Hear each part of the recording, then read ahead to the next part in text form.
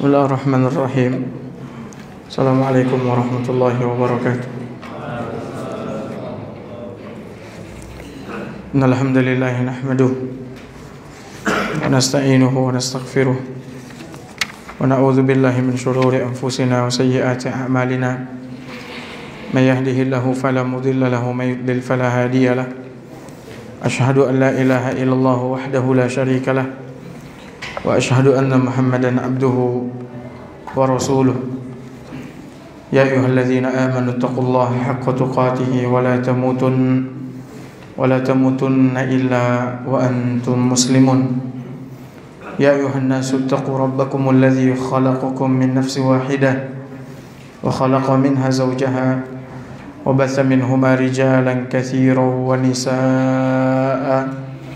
واتقوا الله الذي تساءلون به والأرحام إن الله كان عليكم رقيبا يا أيها الذين آمنوا اتقوا الله وقولوا قولا سديدا يصلح لكم أعمالكم ويغفر لكم ذنوبكم ومن يطع الله ورسوله فقد فاز فوزا عظيما أما بعد فإن أصدق الحديث كتاب الله وخير الهدي هدي محمد صلى الله عليه وعلى آله وصحبه وسلم وشر الأمور محدثاتها وكل محدثة بدعة وكل بدعة ضلالة وكل ضلالة في النار. Hadirin hadirat ma'asyiral muslimin wal muslimat yang semoga senantiasa dirahmati oleh Allah Azza wa Jalla. Malam ini dengan izin Allah Subhanahu wa taala kita kembali akan melanjutkan kajian kita dalam bahasan kitab Hilyah Talibil Ilmi yang ditulis oleh Syekh Bakar Abu Zaid rahimahullahu taala. Kita masih berada pada pasal yang ke-5 kalau tidak salah, yaitu adab penuntut ilmu dalam kehidupan ilmiahnya. Adab penuntut ilmu dalam kehidupan ilmiahnya. Terakhir kita membahas tentang penuntut ilmu harus berusaha menjaga modalnya dengan sebaik-baiknya, yaitu memanfaatkan modal yang diberikan oleh Allah Subhanahu wa taala kepadanya dengan sebaik-baiknya agar dia bisa memperoleh ilmu yang banyak dengan modal tersebut. Modal itu adalah apa? Waktu. Maka penuntut ilmu harus benar-benar memperhatikan waktunya, karena waktu adalah modal baginya untuk belajar. Ya.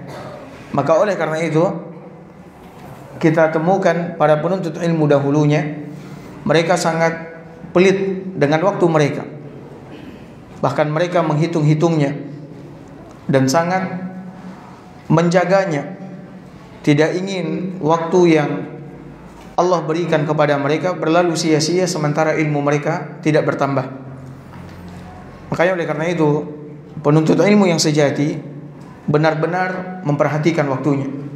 Bagaimana dengan waktu yang Allah berikan kepadanya dia bisa menambah ilmunya dan memahami ilmu agama ini. Baik, adab berikutnya yaitu menghibur diri.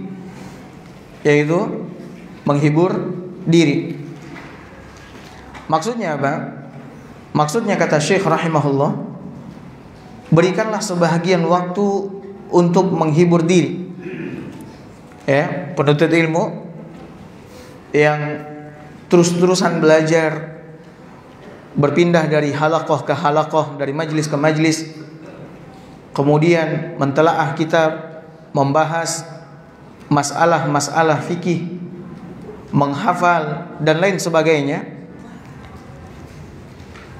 Ketika dia melakukan hal yang demikian terus-menerus, maka dia butuh apa? Butuh hiburan. Agar apa? Agar dia tidak jenuh dan bosan. Ya. Makanya oleh karena itu Syekh mengatakan berikanlah sebagian waktu untuk menghibur diri. Nah, di sini Syekh menyebutkan di antara cara untuk menghibur diri yaitu dengan membaca buku-buku yang berwawasan umum. Membaca buku-buku yang berwawasan umum. Kalau selama ini kita sibuk mengkaji Al-Quran, mengkaji hadis, mengkaji kitab-kitab para ulama yang membahas bahasan ilmiah, maka sesekali mungkin kita membaca buku-buku yang bersifat apa? Umum. Atau bisa saja buku-buku sejarah, cerita tentang orang-orang saleh terdahulu. Dan ini tentunya lebih baik, karena dengan membaca perjalanan kehidupan orang-orang saleh terdahulu memberikan semangat kepada kita. Dan ini juga menunjukkan bahwa hiburan yang disebutkan oleh Syekh, silahkan kita pilih hiburan mana saja, asalkan hukumnya tidak haram. Asalkan hukumnya apa? Tidak haram. Penuntut ilmu letih belajar, letih menghafal, letih menghadiri majlis-majlis, maka jangan dia mengambil hiburan seperti dengan mendengarkan musik, ya, atau pergi ke tempat-tempat yang akan melalaikan dirinya dari berzikir kepada Allah Subhanahu wa taala. Akan tapi silahkan dia melakukan hiburan dari waktu yang ada, yang dia berikan memang untuk menghibur dirinya agar dia kembali semangat untuk belajar. Seperti misalkan juga dengan mengunjungi orang-orang saleh, berkunjung ke tempat teman-teman yang saleh, atau dengan melakukan rihlah, perjalanan ke suatu tempat, ya, entah ke pantai atau ke sungai, ditambah dengan maksud untuk tadabbur alam, untuk mengamati tanda-tanda kebesaran Allah Subhanahu wa taala. Maka ini tentunya akan apa? Akan membuat kita semangat kembali untuk belajar. Kemudian Syekh mengatakan, kenapa kita butuh hiburan? Kenapa penuntut ilmu harus memberikan sebahagian waktunya untuk berhibur? Ya, karena hati kita, kata Syekh, itu perlu dihibur sesekali. Hati kita ini perlu dihibur sesekali. Cuman jangan salah paham, ya. Jangan salah paham. Sehingga kerjaan kita berhibur, berlibur, dan itu terus yang kita kerjakan. Belajarnya cuma apa? Sedikit. Ada orang yang kerjaannya cuma berlibur, bermain, bersantai, menghibur diri katanya. Belajarnya cuma sedikit. Ini nggak benar juga. Tapi mereka yang benar-benar belajar, yang benar-benar menggunakan waktunya dengan baik, semaksimal mungkin belajar, sesekali dia butuh hiburan. Sesekali dia butuh apa? Hiburan. Syekh menukilkan perkataan Ali bin Abi Thalib radhiyallahu taala anhu, di mana Ali mengatakan, ajimmu hadhil qulub. Kata Ali, hiburlah hati ini. Hiburlah hati ini. Wabtaghu laha taraifal hikmah. Carikan untuk hati tersebut hikmah-hikmah yang unik, yang membuatnya kembali apa? Segar, membuatnya kembali bersemangat. Fa innaha tamallu kama tamallul abdan. Karena sesungguhnya hati itu juga terkadang ditimpa kebosanan, ditimpa keletihan, sebagaimana badan juga mengalami apa? Kelelahan, keletihan, dan kebosanan. Hati kita ini. Ditambah lagi, di antara sifat manusia yang sangat kental adalah manusia paling cepat bosan ketika melakukan aktivitas yang monoton. Menghafal, belajar, menulis, hadir ke kajian, itu terus yang dia lakukan, akan menyebabkannya apa? Cepat bosan. Maka butuh kepada apa? Butuh kepada hiburan. Ya, butuh kepada apa? Hiburan. Maka sesekali kita berhenti, meninggalkan untuk sementara apa? Kitab-kitab, hafalan, dan lain sebagainya, kemudian pergi berhibur. Pergi menghibur diri. Setelah kita menghibur diri kita, tentunya diri kita akan kembali semangat, rindu kepada apa? Ilmu. Ini kayaknya udah saatnya anak untuk belajar lagi. Kayaknya udah cukup. Ya, kayaknya udah cukup. Makanya oleh karena itu, Syekhul Islam Ibn Taimiyah rahimahullahu ta'ala menyebutkan di antara hikmah kenapa, ya, kita dilarang untuk mengerjakan amalan tatawwu' yang sifatnya sunnah setiap saat. Kita dilarang untuk mengerjakan amalan sunnah yang sifatnya tatawwu' setiap saat. Di antara hikmahnya adalah apa? Agar kita tidak ditimpa kebosanan, ditimpa kejenuhan. Makanya ketika kita misalkan letih, capek, ya, bosan, jenuh, maka amalan-amalan tatawwu' yang biasa kita kerjakan seperti misalkan seperti sholat sunat, seperti sholat sunnah misalkan, atau bacaan Al-Quran kita, atau zikir kita capek misalkan, lagi bosan, lagi jenuh, maka tinggalkanlah itu untuk sementara waktu. Tapi tidak selama-lamanya ya, diperhatikan. Meninggalkan itu untuk sementara waktu agar bisa kembali bersemangat melakukannya dengan meninggalkan itu selama-lamanya. Ini tercela di dalam agama kita. Tapi kalau kita tinggalkan untuk beberapa saat, maka ini baik. Tujuannya apa? Agar kita tidak ditimpa apa? Kebosanan, kejenuhan. Subhanallah. Perhatikan kemuliaan syariat Islam, petunjuk Nabi SAW. Nabi pernah mengatakan kepada sahabat-sahabatnya, sesungguhnya aku menyelang-nyelingi kalian dengan nasihat. Hari ini diberikan nasihat oleh Nabi SAW, diberikan pelajaran oleh Nabi, besok tidak. Lusanya diberikan lagi nasihat oleh Nabi SAW. Kata Nabi SAW, sesungguhnya aku lakukan itu agar kalian tidak ditimpa apa? Kejenuhan, kebosanan. Ini saya mau tanya nih, kita ngaji tiap hari ini bosan atau enggak? Ya udah, kalau gitu kita pulang ya. Bosan kan? Ngaji tiap hari ngaji. Bosan atau enggak? Bosan. Sesekali kita duduk membakar sate. Ya, sesekali acara kajiannya kayak begitu tuh. Kayaknya enak juga tuh ya. Iya, Pak Helmi langsung keluar. Iya, bisa aja gitu. Capek Ustaz, ngaji-ngaji terus. Mungkin kita ya udah rehat kita sebentar. Rehat, cerita. Ya, nggak ada masalah. Yang masalah itu kerjaannya rehat aja terus, cerita aja terus, bercanda aja terus. Ini yang tercela. Tapi kalau sesekali nggak ada masalah. Nabi SAW bersama sahabatnya terkadang bercanda. Kadang mereka juga menceritakan tentang keadaan mereka dahulu di masa jahiliyah, sehingga kadang-kadang membuat Nabi SAW apa? Tertawa. Nggak ada masalah. Ya, nggak ada masalah. Cuman ini waktunya tidak apa? Tidak banyak. Yang kerjaan kita kemudian rehat aja terus. Udah seminggu, kenapa nggak ngaji? Rehat. Istirahat, capek. Subhanallah. Ngajinya baru 3 hari, rehatnya berapa? Seminggu. Ini keterlaluan. Kalau mau rehat aja sebentar, beberapa hari. Misalkan mau jalan-jalan keluar kota, nggak ada masalah, pergi. Beristirahat. Habis itu kembali lagi, ya. Habis itu kembali lagi. Nah, ini penting ini. Nah, kemudian Syekh menyebutkan bagaimana orang-orang dulu menghibur diri mereka setelah letih belajar, capek belajar.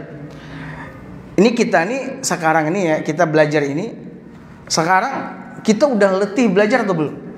Kita belajarnya cuma ya kayak gini-gini aja. Kalau orang dulu memang mulai dari bangun tidur sampai tidur lagi kerjanya belajar. Bahkan malam itu berkali-kali mereka bangun kemudian menulis. Makanya mereka butuh apa? Butuh hiburan, butuh berhibur. Kalau capek mereka seperti itu. Kita belajarnya cuma dikit, habis itu banyak main, kemudian ngajinya cuma misalkan dalam sehari cuma beberapa menit, bahkan mungkin 1 jam, mainnya banyak. Ini juga nggak benar. Ini juga nggak benar. Yang kita maksudkan misalkan anak-anak kita di pondok misalkan, anak-anak mana? Di pondok itu mulai dari mereka bangun tidur sampai apa? Tidur lagi itu kerjaannya belajar, menghafal, belajar, diskusi, duduk dengan ustadz dan sebagainya. Itu mereka butuh berhibur. Kalau nggak bosan. Yang guru di sini tahu lah. Anak-anak kadang-kadang, Ini kita capek Ustaz. Mungkin kita gimana kalau kita nggak belajar cerita aja Ustaz. Cuman masalahnya anak-anak sekarang tiap masuk Ustaz cerita Ustaz. Cerita Ustaz, nggak belajar. Ini juga nggak benar. Tapi kalau misalkan udah banyak belajar, sesekali mereka minta, Ustaz, kita gimana kalau kita nggak lanjut dulu Ustaz? Kita cerita aja gimana Ustaz? Nggak ada masalah, cerita. Nah, Syekh mengatakan libur pekanan bagi murid sudah menjadi kebiasaan para penuntut ilmu dahulunya. Ada libur pekanan. Kapan mereka libur? Kebanyakan liburan itu diberikan pada hari Jumat. Jumat orang-orang dulu libur. Karena juga mereka ada ibadah Jumatan, ya. Kemudian mungkin itu waktu mereka mungkin berkunjung-kunjung, pergi ke sana untuk membeli kebutuhan-kebutuhan mereka dan seterusnya. Mereka berlibur. Ya. Dan itu dimulai dari sore Kamisnya. Kamis sore mereka udah mulai istirahat sampai Jumat. Ya. Habis waktu Jumat, masuk waktu hari Sabtu, mereka mulai apa? Kembali belajar lagi. Kembali sungguh-sungguh lagi. Sebagian dari mereka berlibur pada hari Selasa dan hari Senin. Ada juga yang liburnya apa? Hari Selasa dan hari Senin. Juga pada hari Idul Fitri, hari Idul Adha, antara 1 hingga 3 hari. Di hari Idul Fitri, hari Idul Adha, mereka berlibur. Makanya kajian kalau di hari raya itu libur dulu. Libur berapa lama itu? Seminggu atau 2 minggu? Libur dulu. Udah capek belajar. Nggak ada masalah, nggak tercela. Ya, tidak tercela. Makanya ini harus diperhatikan oleh penuntut ilmu. Kapan hari liburnya? Ya, kapan hari liburnya? Kemudian ada berikutnya, membaca untuk mengkoreksi bacaan dan mengakuratkan hafalan. Membaca untuk mengkoreksi bacaan dan mengakuratkan hafalan. Maksudnya apa? Membacakan kitab kepada guru kita yang memang mumpuni ya terhadap ilmu yang kita bacakan, kitab yang kita bacakan kepadanya. Dia memang menyelesaikan kitab itu dan dia mengetahui isi kitab itu, dia telah mengambilnya dari gurunya. Maka kita bacakan kepadanya. Kita setorkan. Tujuannya apa? Untuk mengkoreksi bacaan kita. Boleh jadi apa? Ada yang salah, ada yang keliru. Boleh jadi yang di catatan kita atau buku yang kita beli itu ada apa? Ada kekeliruan. Maka di saat kita membacakannya kepada guru kita akan apa? Mengkoreksinya, membenarkannya kalau sekiranya ada apa? Ada salah. Agar apa tujuannya? Agar kita terbebas dari apa? Tahrif. Tahrif itu merubah atau mengganti makna yang diinginkan oleh penulis. Kita ganti kepada makna yang lain. Atau dari kesalahan. Ya, pergantian dan seterusnya. Ini gunanya kita membacakan apa? Membacakan kitab. Dan sungguh sampai sekarang masih ada para penuntut ilmu yang membacakan kitab. Ya. Dulu saya pernah melihat salah seorang syekh dikelilingi oleh murid-muridnya, kemudian murid-muridnya megang kitab. Ada yang megang Sahih Bukhari, ada yang megang Sahih Muslim, ada yang memegang kitab Bulughul Maram, ada yang memegang kitab macam-macam. Kemudian mereka bacakan kitab tersebut. Mereka nggak banyak-banyak bacanya. Mungkin sekali mereka duduk bacakan sama syekh karena yang baca banyak. Mungkin sekali duduk dibacakan kepada syekh mungkin 2 halaman atau 3 halaman, habis itu ganti yang lain lagi. Ketika salah, syekh katakan tuh salah, harokatnya tidak seperti itu, atau katanya bukan katanya itu, tapi yang dimaksud adalah kata ini.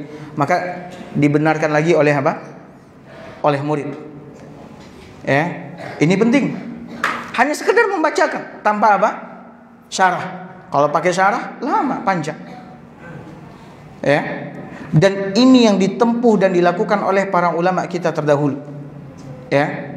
Mereka terkadang tinggal beberapa hari di dekat gurunya atau mendatangi gurunya, kemudian berdiam di rumah gurunya atau di dekat rumah gurunya berhari-hari untuk membacakan satu kitab yang besar sampai selesai. Ada yang membacakan kitab Sahih Bukhari, menghabiskan waktu misalkan 10 hari, 20 hari. Ada yang membaca kitab Sahih Muslim, ada yang membaca kitab Sunan. Ya. Ini disebutkan oleh Syekh Bakar Abu Zaid rahimahullah di dalam kitabnya ini. Bagaimana para ulama terdahulu menggunakan beberapa kali pertemuan dengan gurunya, sekali duduk bisa saja sekali duduk menghabiskan waktu 10 jam 12 jam dia bacakan isi kitab itu kepada gurunya. Cuman bacanya bukan baca pelan ya. Bukan baca pelan. Kalau mau lihat, mungkin bisa lihat di YouTube. Bagaimana para penuntut ilmu membacakan kitab kepada gurunya. Itu bacaannya kencang. Kalau bacanya pelan nggak selesai. Nggak selesai. Tapi bacaannya kencang. Dan gurunya seorang yang pakar dalam kitab yang dibacakan. Maka dia tahu mana yang salah, mana yang benar. Syekh mengatakan Al-Hafidh Ibnu Hajar membaca kitab Sahih Al-Bukhari. Perhatikan, Hafidh Ibnu Hajar yang menulis kitab Fathul Bari, syarah dari Sahih Al-Bukhari. Kata Syekh, beliau membacakan Sahih Al-Bukhari 10 kali pertemuan kepada gurunya. 10 kali pertemuan. Setiap pertemuan berlangsung selama 10 jam. Sekali dia duduk dengan gurunya itu, sekali bertemu 10 jam. Sahih Bukhari ada berapa hadis? Ada 7.000 hadis, lebih sedikit. Itu dia bacakan. Terus dia baca selama 10 kali pertemuan. Sekali pertemuan berapa? 10 jam. Nah, kalau orang belajarnya kayak begini, tentu dia akan ditimpa rasa letih, capek. Ini kita belajarnya cuma setengah jam, habis itu nguap. Habis itu ambil handphone. Kemudian ngapain? Iya, macam-macam. Nonton lah, nge-WA lah, baca status lah, baca berita. Subhanallah. Ini lihat orang sekali duduk 10 jam dengan gurunya. Ya. Kemudian dia membacakan Sahih Muslim. Sahih Muslim ada berapa hadis? 5.000-an hadis. Dalam 4 pertemuan. Selama kurang lebih 2 hari. Ditambah beberapa waktu antara pagi hingga pada waktu zuhur di siang hari. Hal itu selesai beliau lakukan pada hari Arafah pada hari Jumat tahun 813 Hijriyah. Subhanallah. Al-Hafidh Ibnu Hajar Al-Asqalani. Ia juga membaca Sunan Ibnu Majah dalam 4 kali pertemuan. Kitab Sunnah, Kitab Sunan, Sunan Ibnu Majah. Kemudian Mu'jam Tabrani As-Saghir dalam 1 pertemuan antara salat zuhur dan salat asar. Jadi seperti ini dulu para ulama. Mereka membacakan kitab kepada apa? Kepada guru-gurunya. Tujuannya apa? Tujuannya untuk mengkoreksi. Kali aja bacaan mereka salah, atau catatan mereka salah, atau buku cetakannya apa? Salah. Bahkan gurunya Al-Hafidh Ibnu Hajar Fairuz Abadi membaca Sahih Muslim di hadapan syekhnya Ibnu Jahbal dengan tujuan mengkoreksi hafalan dalam waktu 3 hari. Gurunya Ibnu Hajar yaitu Ibnu Jahbal membacakan Fairuz Abadi membacakan kepada gurunya Ibnu Jahbal Sahih Muslim dalam waktu 3 hari. 3 hari. Subhanallah.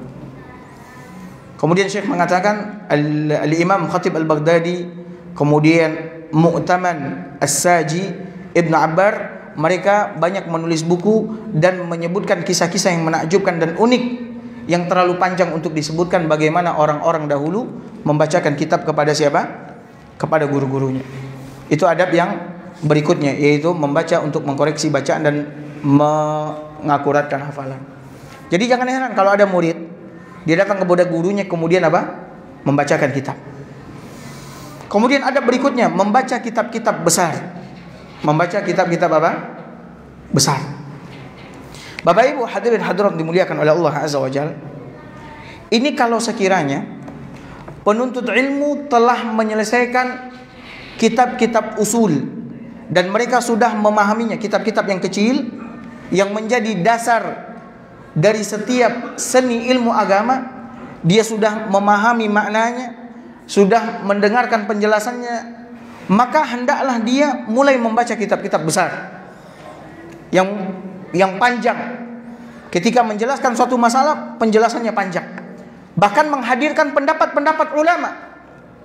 Kemudian mengadu pendapat ini dengan pendapat itu dan sebagainya. Ini kalau bisa dilakukan juga. Cuman di dalam membaca kitab-kitab besar, kitab-kitab yang besar, ya, yang panjang, itu membacanya dengan cepat. Enggak pelan, bacanya apa? Cepat. Contoh misalkan, apa kitab yang paling panjang di sini? Tafsir Ibnu Katsir misalkan. Nah, tafsir Ibnu Katsir itu baca dengan cepat.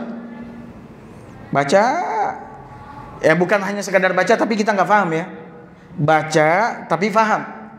Kemudian kalau sekiranya ada poin-poin penting, mungkin kita kasih apa? Tanda di situ. Terus cepat. Ibnu Katsir misalkan, tafsir Ibnu Katsir ada 10 jilid. Mungkin kita bisa menyelesaikannya kalau baca cepat, mungkin bisa menyelesaikannya berapa lama itu? Nggak kebayang juga ya. Ya mungkin kita menyelesaikannya bisa jadi setahun lah mungkin ya, karena kesibukan kita juga. Bisa jadi 2 tahun, bisa jadi 3 tahun. Tapi kalau seseorang yang memang tafarruh, konsentrasi dalam menuntut ilmu agama, dia tinggalkan aktivitas yang lain, itu mungkin bisa dia selesaikan dalam waktu sebulan, 2 bulan. Tapi bacanya apa? Bacanya cepat, agar kita tidak bosan. Baca kitab panjang itu, makanya kalau ada ustadz bawa buku besar, ini kapan selesainya kira-kira ini? Ya, kapan selesainya? Makanya kalau kitab yang dibahas besar, maka usahakan bahasanya cepat, ya. Dan kemudian syarahnya apa? Ringkas. Tujuannya apa kita membaca kitab-kitab besar? Kata Syekh, untuk menemukan, untuk pertama untuk memperkaya wawasan, agar wawasan kita apa? Luas. Dan untuk menambah dan meningkatkan pemahaman kita terhadap kitab-kitab yang sudah kita selesaikan membacanya. Boleh jadi ketika kita membaca kitab besar, ditambahkan penjelasannya oleh penulis di sana. Ini nih tambahan penjelasannya akan membuat kita semakin apa? Semakin paham. Dan tujuannya ada juga untuk mendapatkan informasi dan hal unik yang terdapat di dalam kitab-kitab yang besar. Makanya orang yang rajin membaca, wawasannya akan apa? Luas dan banyak. Maka usahakan banyak membaca. Ini kalau penuntut ilmu ini, usahakan memiliki target. Sehari mungkin baca 100 halaman atau 200 halaman, tapi bacanya baca apa? Baca cepat. Kalau enggak akan pernah kaya kita dengan ilmu. Ya, enggak akan pernah kaya kita. Makanya para ulama dahulu, Al-Imam Ibnul Jauzi. Al-Imam Ibnul Jauzi rahimahullah. Ibnul Jauzi berbeda dengan Ibnul Qayyim ya. Ibnul Jauzi penulis kitab Saidul Khatir. Dia mengatakan ketika usianya 20 tahun, dia sudah menyelesaikan membaca kitab 20.000 jilid. 20.000 jilid kitab, dan ketika itu dia masih apa? Masih muda. Terbayang oleh kita, di usia dia 20 tahun dia sudah menyelesaikan berapa jilid? 20.000. Kalau kita udah berapa jilid? Berapa jilid? Benar 2 nih. Jilidnya yang berapa itu halamannya? Ya. Kalau usahakan banyak membaca. Tiap hari buat target. Ana setiap hari baca kitab ini misalkan Sahih Bukhari. Setiap hari ana bacanya misalkan 100 halaman. Terus seperti itu. Terus selesai ulang lagi. Selesai apa? Ulang lagi. Makanya ada di antara nasihat para ulama salaf, ya, di antara nasihat para ulama kita, kitab Sahih Bukhari, Sahih Muslim, Sunan At-Tirmidzi, Abu Dawud, Nasai, Ibnu Majah, 6 kitab hadis itu setiap tahun harus kita khatamkan. Setiap tahun harus apa? Khatam ulang lagi, khatam ulang lagi. Ada juga di antara ulama kita sekarang ini menasihatkan seperti tafsir Sa'di, Taisir Al-Karim Ar-Rahman itu, tafsir Sa'di yang diterjemahkan dalam bahasa Indonesia sekitar 7 jilid. Kalau dalam bahasa Arab ada yang 1 jilid, ada yang 2 jilid, ada juga yang 4 jilid. Tergantung besar kecil tulisan. Itu tiap tahun harus kita selesaikan itu tafsir Sa'di itu. Karena tafsirannya ringkas, mudah difahami, tiap tahun selesaikan khatamnya. Mungkin ada yang mau mengatakan juga, Ustaz, gimana mau mengkhatamkan itu Ustaz? Quran aja nggak khatam-khatam. Quran aja apa? Nggak khatam-khatam. Makanya nggak tahu kita kapan mau jadi ulamanya gitu. Mau jadi ulamanya orang yang mengerti ilmu agama ini kapan? Ya, Quran aja. Quran itu paling nggak kita mengkhatamkannya berapa lama?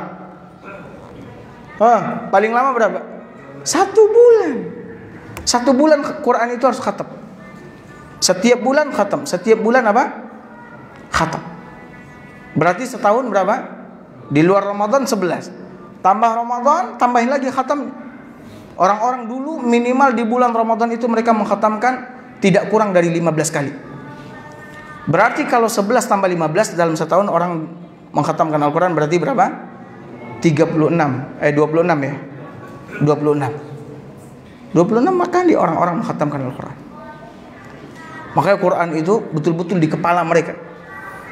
Kapan dibutuhkan mereka bisa keluarkan, mereka bisa hadirkan. Kenapa? Karena mereka terus mengkhatamkan Al-Quran. Terus mengkhatamkan Al-Quran. Ini ada lagi ulama-ulama dahulu, sekali 3 hari khatam Al-Quran. Nggak kebayang, berarti setahun berapa? Setahun nggak kehitung. Makanya jangan heran ketika membaca biografi ulama, ada yang mengatakan fulan ini telah mengkhatamkan Al-Quran seumur hidupnya sekian puluh ribu kali. Karena boleh jadi dia mengkhatamkan Al-Quran, ada yang mengkhatamkan Al-Quran itu sekali sehari, ada yang sekali 3 hari, ada yang sekali 7 hari. Bahkan Al-Imam Nawawi rahimahullahu ta'ala dalam kitabnya At-Tibyan fi Adab Hamalatul Quran, orang dulu ada yang mengkhatamkan Al-Quran sehari 4 kali. Sehari 4 kali.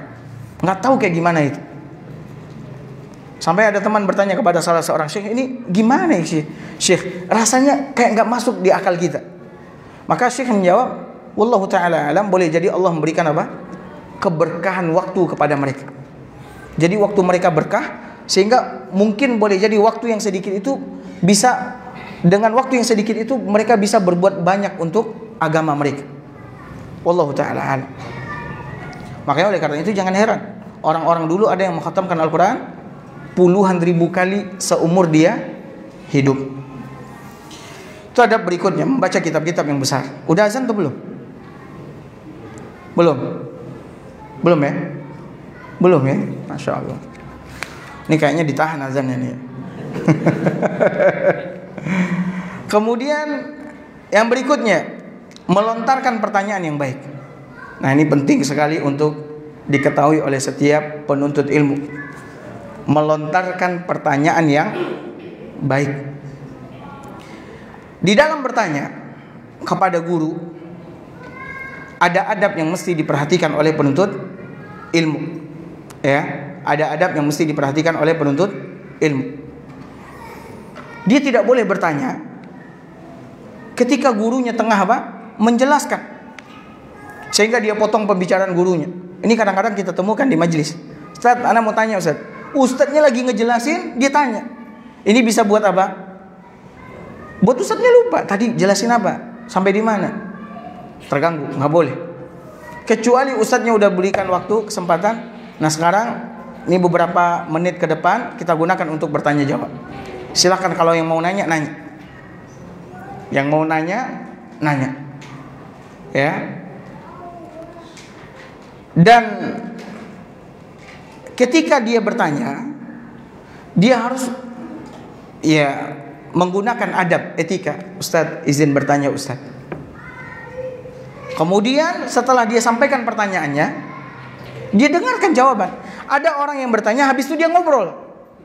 Ini keterlaluan. Ini kurang ajar namanya ini. Habis dia bertanya, habis itu dia nggak memperhatikan jawaban yang diberikan oleh apa? Oleh Ustaz. Subhanallah. Sementara dia bertanya karena dia nggak tahu. Habis itu ketika dijawab dia ngobrol. Nah bagaimana dia akan memahami atau mengangkat kebodohan yang dia tanyakan kepada gurunya? Makanya dia harus dengarkan baik-baik jawaban itu dan dia berusaha untuk apa? Untuk memahaminya. Nah kalau dia sudah mendapatkan dan memperoleh jawaban, kata Syekh, jangan dia bantah jawaban gurunya dengan menghadirkan jawaban dari ustadz yang lain. Tapi Ustadz, Syekh Fulan atau Ustadz Fulan pernah mengatakan begini Ustadz. Ini pernah ketemu atau enggak? Sering. Tapi Ustadz Fulan ngatain enggak kayak begini Ustadz. Nah ini sama saja dengan kan? Memperadukan siapa? Memperadu ustadz, mengadu satu ustadz dengan ustadz yang lain. Ini nggak boleh. Faham? Ini nggak boleh. Kalau kita udah dapat jawaban, jangan lagi udah stop. Udah. Nah kalau kita mau misalkan mau mengetahui ini jawaban yang diberikan oleh ustadz fulan, maka dari awal kita sampaikan, cuman bentuk kalimatnya tidak seperti pertanyaan di awal. Bentuk kalimatnya, Ustadz, bagaimana pendapat antum Ustadz tentang fatwa salah seorang Ustadz? Nggak usah sebutin nama Ustadznya. Ada Ustadz yang ketika dia ditanya tentang masalah ini, dia mengatakan begini dan begitu. Bagaimana pendapat antum Ustadz? Ini lebih sopan dan lebih apa? Baik. Faham? Jangan, Ustadz, apa hukumnya ini Ustadz? Dijawab, tapi Ustadz Fulan Ustadz mengatakan tidak seperti itu Ustadz. Nggak boleh. Paham? Nggak boleh. Ya. Tapi kalau kita mau nanyakan dari awal, Ustadz, ada Ustadz ya Fulan ditanya tentang masalah ini, dia mengatakan begini. Nah, menurut pendapat antum bagaimana Ustadz? Ketika dijawab sudah. Jangan bantah lagi. Masa iya Ustadz? Ini kadang-kadang murid subhanallah seakan-akan dia yang mau ngajarin. Ini keterlaluan. Makanya Al-Imam Ibnul Qayyim rahimahullahu taala mengatakan, ya, idza jalasta ila alim fasal tafaqquhan la ta'annutan. Kalau kau duduk di sisi orang yang berilmu, di sisi ulama, maka silahkan kau tanya kepada dia dalam rangka untuk menuntut ilmu, mendapatkan pemahaman, bukan untuk menentang dan melawan. Ini kadang-kadang ada murid yang bertanya, tapi pembangkang, ya, dijawab dibantah, dijawab dibantah. Ini nggak boleh. Dan kita kalau bertanya itu memang niatnya pengen dapat apa? Ilmu, bukan untuk menguji ustadznya. Ini kadang-kadang banyak pertanyaan itu bentuknya apa? Ujian. Seharusnya yang memberikan ujian siapa? Ustadznya. Ini sekarang ustadznya yang diuji. Ini nggak boleh. Ya, ini nggak boleh. Dan mengetahui adab di dalam melontarkan pertanyaan ini penting. Kenapa? Karena dia termasuk salah satu jalan cara di dalam menuntut ilmu. Kalau kita nggak dapat adabnya, kita nggak akan dapat ilmu. Karena para ulama mengatakan bil adabi tafhamul ilma, dengan adab kau akan fahami ilmu agama. Makanya Ibnul Qayyim juga pernah mengatakan walil ilmi sittu maratib.